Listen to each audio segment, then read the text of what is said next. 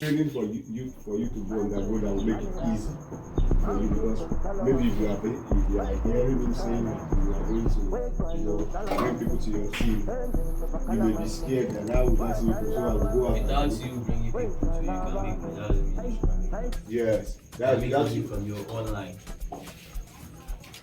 Yes. Like with your skill. With your skill. Like now you said you are learning hairdresser, but you can make money with hairdresser,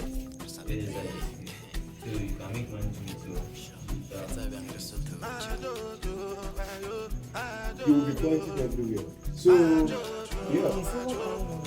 So that is what we are talking about. So ladies and gentlemen, let me just cut to the chase.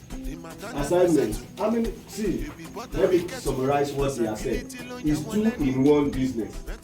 You will be learning digitally and you will be making money digitally. Until you make money, nobody will ask you for his dime. When you make money, you will be asked to invest part of the money in the network marketing, so that you'll be collecting money in 2 ways, 2 salaries, from the digital and from the network. All I'm supposed to show you something of the money, how much you can collect digitally and the network. This will just start the thing. I will show you digitally, I will show you network, and I will show you a lot of things again.